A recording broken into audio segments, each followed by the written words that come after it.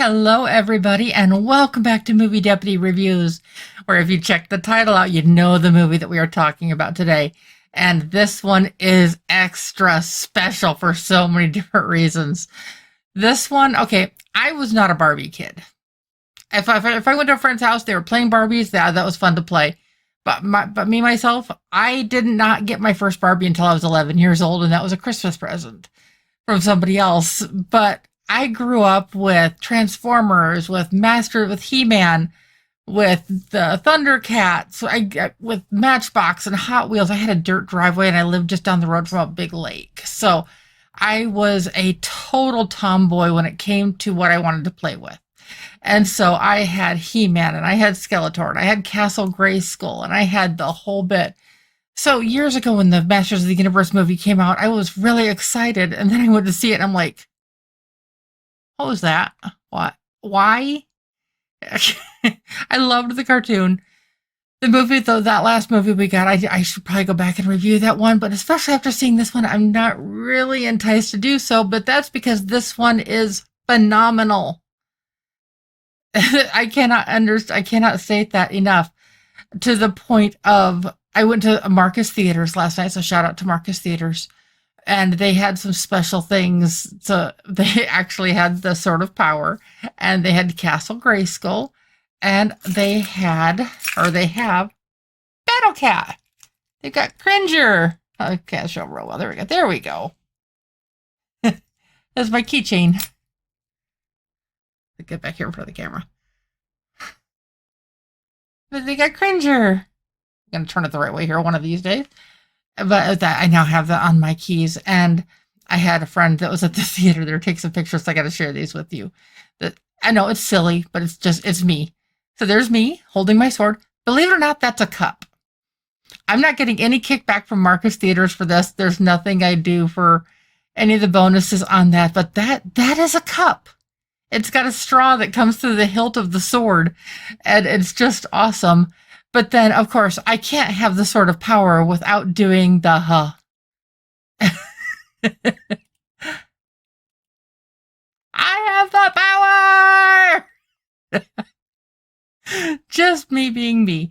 And so I had to do that. So that was just too good not to do. And I had to share that with all of you. So yeah, that's just me being silly. But I was so excited. Now, my ones that I actually bought and brought home are still new in the plastic, but that was a display one that they had there at the theater. I'm just like, I've got to do it. And of course, I did these and stuff after I saw the movie. I was literally to the point of being in tears, not from disappointment, but because it was so much better than I could have expected on every level. Now, mind you, Masters of the Universe is getting a guilty rating. Through and through, it's got a guilty rating. If you let your kids see this, you need to go with them, because you are going to have to explain a lot of the adult jokes. This movie is made for those of us Gen Xers that grew up with He-Man. It is evolved. I mean, this is like the grown-up version of He-Man. There's no sex scenes or anything like that, or anything sexual directly, but there's a lot of innuendo and a lot of language, and there's even, I know it's going to upset a lot of people, but there's a GD. If you know the curse word that I'm referring to, you can figure that out, but I know that's going to upset some people. Now, before we get into the trailer with this, and no, I'm not trying to preach at anybody, but Cringer is awesome. We get to see Cringer as a kitten. Now, I should have uploaded this picture and I didn't, but I'm going to show it to you here on my phone. I'm going to turn this. You know me, no spoilers. See if I can get that in the image here. Cringer as a kitten. Isn't that adorable? I'll try to turn to see if I can get it in a better light. But that's Cringer as a kitten. Now, he's an orange tiger. Well, he's a green tiger with orange stripes, is what I'm trying to say. Do not put dye on your kitties. Do not change the color of your kitties. It is not safe for them. Even the pet safe dyes are not good for your kitties, or not good for your pets in general. So please, even if you love Cringer, Battle Cat, do not do that to your kitties, please. So that is definitely my PSA on this one. I absolutely love Cringer. I've always loved Cringer, Battle Cat. I mean, I wish I still had all my toys that I had when I was a kid. I had I had Cringer with the whole battle armor and all of that, and I had He-Man and the sword and Man at Arms, and I had everything. I didn't buy it all new, but over the years I collected it at garage sales, and I was a happy girl. That was just, I loved playing with that stuff, and like I said, it was not the typical thing, but so I got really excited when I was seeing the previews for this, and then I was like, oh, please don't screw it up. Please don't screw it up. I came to the theater expecting to give this a 6, based on purely seeing some of the previews. And I hadn't sought out the previews to watch, but just like watching them ahead of other movies and things like that. And I'm just like, okay, this one looks a lot better than the last movie that they came out with. But I was still tempering my expectations. And I'm not going to tell you what I gave this quite yet. But if I was literally at times during the movie going, I was like a little kid. And I was having so much fun. And where I'm at personally and where I'm at movie critically wise, I mean, it's a little different, but that you'll find out more as we go on. Now, if you're getting ready to go see this, I don't want you to miss out. There are 3 bonus scenes in the credits. There's one at the very beginning of the credits. There's one in the middle of the credits. And there's one in the post-credits. So when the credits are all the way done, there's still another bonus scene. So don't get up and leave the theater right away. You don't want to get up and leave the theater. Just because these bonus scenes are amazing. And this is not going to be the last that we see of these guys. And I just hope that this is coming out the same time as like Scary Movie, and there's some other big name movies. We've got Backrooms and stuff like that at the theaters right now. And so this one is not getting as much attention as it deserves. But before we get too much more into this, I'm not going to talk your ear off forever, I promise. I want to share with you the trailer, and this trailer is so cool. So yeah, let's check this out together.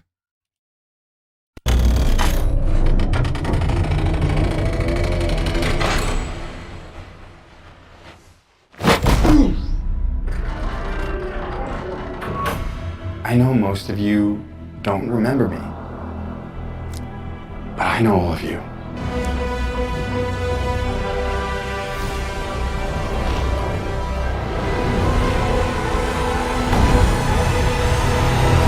Castle Greyskull! And just in case you're missing that there, it's got Cringer as the MGM tiger going, and yes, I know those are really sucky roar, but it's fun. Even though I was stuck light years away on Earth, I never stopped trying to get back home. Everything changed since you left. It's all gone. Skeletor took my family.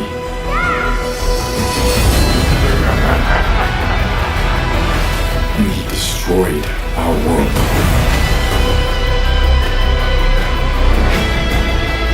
It's not my fault. I know how it feels to fail. Take the sword. And when you fall, that's your chance to stand tall.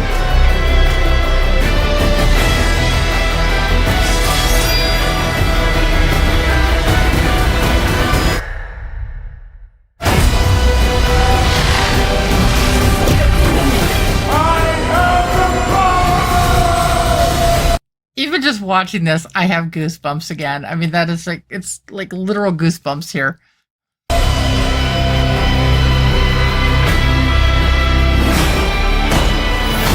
universe shall quake in my shadow. This is my home. I'm gonna fight for it. But I can't do it without you. Somebody wants to brawl. I need every man, woman, or whatever that is.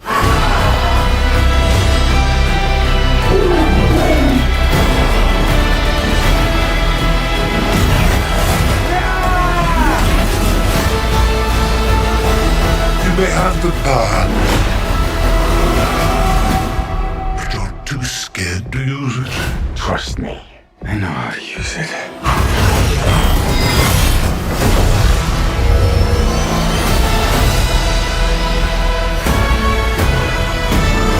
You tell everyone that you're from another planet.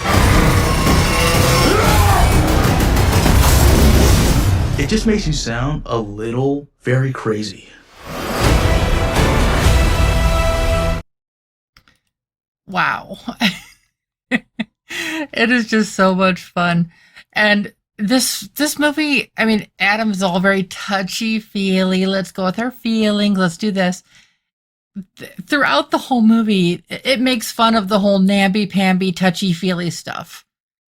I mean, he's both credited for having the caring, compassionate side, but the stuff that even if is trying to appear woke or trying to appear like that, it gets made fun of throughout the movie, which makes it even better. And the jokes are just, they just keep on coming. Now, okay, Jared Leto as Skeletor. He will never be Alan Oppenheimer, admittedly. Now, if you are a fan of old school Skeletor, you will definitely appreciate what Jared does with this character, but he will never be Oppenheimer.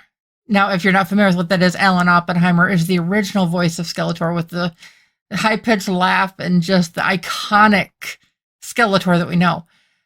The rest of this cast just, I mean, from Adam, which is He-Man, and then you've got Teela, and then you've got Man-at-Arms, which is Duncan, and you've got the Sorceress, and you've got the King and Queen, and you've got Mekaneck, and you've got Ram Man, and you've got all of this going on, and then you have Beast Man, you've got all of Skeletor's crew and stuff too, and you've just got all of this, and it's just, it's all working together. Now, what's the story? A lot of people don't know the story. I was talking to people at the theater who'd never even heard of He-Man. I'm like, I feel so old.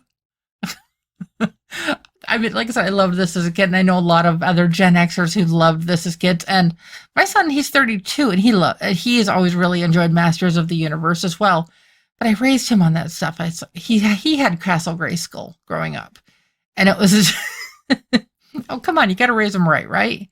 But yeah, this was just an adventure.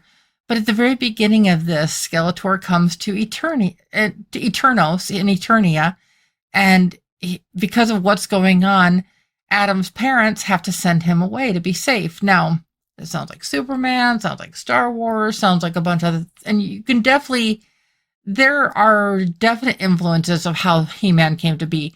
This is just in my personal opinion. I could be way off, but I think it was inspired by Superman, Star Wars, and of course Conan the Barbarian. Now, we see a reference to Conan, only the name is Torak in this movie, but it's very clearly something that is made to look very much like Schwarzenegger. And so you can definitely get the Conan feel of that, of what's going on. But when Adam is sent away, he is sent away with the sword of power, and he becomes separated from the sword, so he spends most of his life looking for it. And when he finally finds it, it's in a very unexpected place, but he doesn't remember exactly what to do to activate everything. But little does he know that just coming in contact with the sword will alert somebody back home. And so you know me, I'm not going to spoil anything, but that person will go get Adam and take him back to Eternia to try to save his home and try to, basically help all of the people of Eternia, and the story will continue from there. So he starts in Eternia, and then of course he spends part of his life on Earth, and then he goes back to Eternia. Now, what does that mean for all of this? It's action-packed, it's fun, there's comedy throughout. You can't help but laugh. It's supposed to be funny. It's supposed to be just action-packed and fun and just nostalgic. I mean, this movie scratches an itch that you didn't even know you had. I didn't even know I had this itch, and this movie scratched it in all the right places. I was just bouncing off the walls by the time this movie was done, and I was full on in tears because I was so happy with how they did this. Now, personally, I mean, I always say giving a 10 on Movie Deputy is impossible. But on a personal level, this movie probably has gotten about as close as movies could get for just tickling all the right spots. This movie is Gen X fuel. This is what literally flows through Gen X veins, is wanting something like this in the theaters. Something that is just, it's entertaining, it's fun, it's nostalgia, it's everything you want in a movie. It's comedy, it's drama, it's action. It's got a little bit of romance, but nothing like over the top. And it's just, it's innocent, and at the same time, it's naughty. Like I said, the jokes in this one are not safe for young ears. Not without supervision, at least. I mean, a lot of the jokes are going to go right over the kids' heads, but the adults are going to get them right off the bat. Especially if you're a Gen Xer, you're going to understand these jokes on a whole different level. And it's just going to leave you just, like I said, I will never give a 10 on Movie Deputy, but on a personal level, it's really up there. But staying true to the Deputy scale and acknowledging that this movie is everything that it promises to be and more. Are there mistakes? Absolutely. But the story is so good that it takes you through them. It brings you through them. You don't want to get up to go to the bathroom for anything in this movie. There's something that is constantly going on, and you don't want to miss a moment. So what did I give it? Have you guessed? When I called my sister as soon as I left the theater last night. I told her what I'm giving this movie. She was shocked. She goes, I haven't heard you give a score like that in a very long time. It's because I haven't. There hasn't been a movie this good in a long time. And it's not getting the accolade it deserves. It's not getting the hoopla. It's not getting the fanfare that it deserves. Because I'm giving Masters of the Universe an 8.5 out of 10 on the Deputy scale. Yes, you heard that right. Personally, I'd probably be a solid 9, easily. If not 9, like a little bit higher. But this movie tickled me in all the right places. And it tickled that nostalgia. And even people that weren't familiar with the story that had gone to see it were just raving about it when it was done. And I sat there just talking to people and stuff when it was all said and done. And it was just so much fun. Just the pure nostalgia. And I cannot stop recommending this. So if you go see this, just go prepared. Like I said, the jokes are not... The cartoon and everything like that was completely safe for younger viewers. This movie, once again, is for the people who grew up with He-Man. It's for the adults that were kids back then, is who this movie is made for. And it's pure gold. I don't say that about movies very often, so you can imagine. But yeah, I cannot wait. I'm actually going to go back to the theater because I'm going to see it with my sister. I'm going to see it with my husband, and I'm going to see it with my son. I don't know in which order, and a couple of them may be combined together, but I will be seeing this one multiple times in the theater, and this is definitely going in my collection. So, as always, I promise this is going to be an adventure, and I love being able to bring movies like this to you, especially if this is one that you're not necessarily familiar with, but I want to create that intrigue and that suspense and just that where you're going to take a movie that you weren't necessarily interested in to begin with, and hopefully this will create enough of that you'll want to go check this out. So as always, if you haven't done so already, please click subscribe and turn on that notification bell to get the latest and the greatest Movie Deputy content. And as always, I will be back tomorrow with another one for you. Bye-bye.